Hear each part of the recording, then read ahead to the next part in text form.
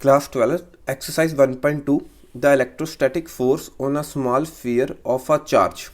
तो इस क्वेश्चन में हमें क्या किया है कि हमारे पास एक स्मॉल स्फीयर है जिसमें चार्ज कितना है 0.4 माइक्रो कूलम। इस स्फीयर पे फोर्स लग रही है due to another small sphere of charge. Due to एक हमारे पास स्फीयर और है स्मॉल स्फीयर, इस पे चार्ज कितना है हमारे पास -0.8 micro coulomb in a air is 0.2 Newton. तो ध्यान से देखिए कि मेरे इस चार्ज पे ही फोर्स लग रही है ड्यू टू दिस चार्ज। कितनी लग रही है 0.2 न्यूटन। सो एक पॉजिटिव एक नेगेटिव, सो यहाँ पे अट्रैक्शन होगी। सो सेंटर लाइन लगा लेते हैं इन इलेक्ट्रोस्टैटिक फोर्स। ठीक है, the line of action is through centre. तो इन दोनों के सेंटर थ्रू ही हमारी फोर्स लगेगी। सो एक पॉजिटिव था एक नेगेटिव, तो अट्रैक्शन हो जाएगी। सो हमें ये फोर्स गिवन है, force on 1 due to 2 is equal to 0.2 newton. ये हमें गिवन होगी। तो फाइंड करने को कहा गया है what is the distance between the two spheres. So हमें फर्स्ट पार्ट ए में पूछा गया है कि दोनों स्फीयर्स के बीच में डिस्टेंस कितना है। मीन्स डिस्टेंस को हम आर से रिप्रेजेंट करते हैं। सो आर कितना है, एंड आगे क्या पूछा है what is the force on the second sphere due to 1। अब हमें फाइंड करना है कि force on charge 2 due to 1 ये कितनी है। क्लियर। सो स्टार्ट करते हैं क्वेश्चन के अकॉर्डिंग।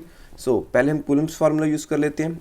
हमें मालूम है फोर्स ऑन चार्ज 1 एंड 2 ये गिवन दी हुई है is equal to 1/4 pi epsilon naught. ठीक है, Q1 into Q2 upon R square. तो यहाँ से हम आर स्केयर निकाल लेंगे। सो पहले हम वैल्यू सब्स्टिट्यूट कर लेते हैं। तो ये हमें गिवन थी force on 1 due to 2 is equal to 0.2 newton. So ये मेरे पास है 0.2। अब इसकी वैल्यू तो हमें मालूम है 1/4 पाई एप्सिलॉन नॉट की 9 into 10⁻⁹ into charge 1 0.4 micro coulomb. देखिए अब माइक्रो कूलम ऐसा यूनिट नहीं है चार्ज की, तो इसकी ऐसा यूनिट क्या है कूलम। तो इसे हम कन्वर्ट कर लेंगे 0.4 इंटू 10⁻⁶ कूलम। इसी तरह से यहाँ पे भी कितना आ जाएगा नेगेटिव 0.8 इंटू 10⁻⁻6 कूलम। सो चार्ज 1 Q1 की वैल्यू कितनी आ जाएगी 0.4 इंटू 10⁻⁻6 इंटू, यहाँ पे हम सिर्फ मैग्नीट्यूड निकाल रहे हैं तो नेगेटिव साइन की हमें ज़रूरत नहीं है। सो 0.8 इंटू 10⁻⁻6 कूलम तो अपॉन आर स्केयर। सो अब इसे हम सिंप्लीफाई कर लेते हैं। इसे अगर मल्टीप्लाई करें 9 इंटू 0.4 इंटू 0.8 को, तो मेरे पास आ जाएगा 2.88 इंटू, अब देखिए यहाँ पे 10⁻9 है 10⁻⁻6 10⁻⁻6। जब बेस सेम हो तो पावर्स ऐड हो जाती हैं। सो ये कितना बन गया था हमारा 10⁻⁻12। अब इसमें अगर मैं 9 प्लस करूँ तो मेरे पास कितना आ जाएगा 10⁻³ upon R square is equal to 0.2। अब हमें आर स्केयर निकालना है। So R square is equal to 2.88 into 10⁻³ upon 0.2।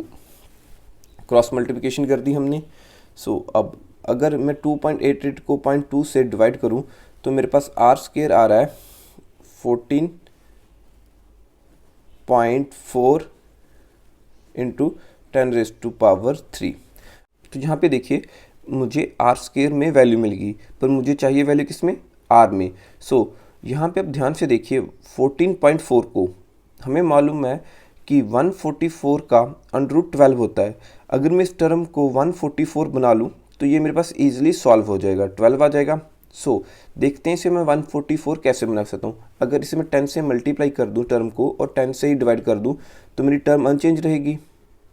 सो ये 10 मैं इसे मल्टीप्लाई में कर दूँगा और इस 10 से मैं इसे डिवाइड कर देता हूँ।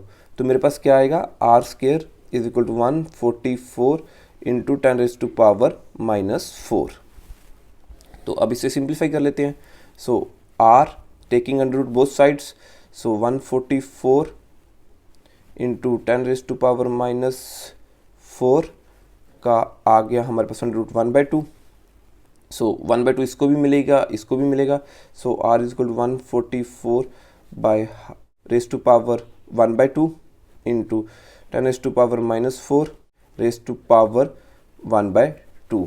सो R comes out to be 144 का रूट किया 12 इंटू यहाँ पे पावर्स मल्टीप्लाई की तो 10 raise to power -2 metre. So this is our answer of first part. Now B part में हमें क्या पूछा गया है कि what is the force on second sphere due to first.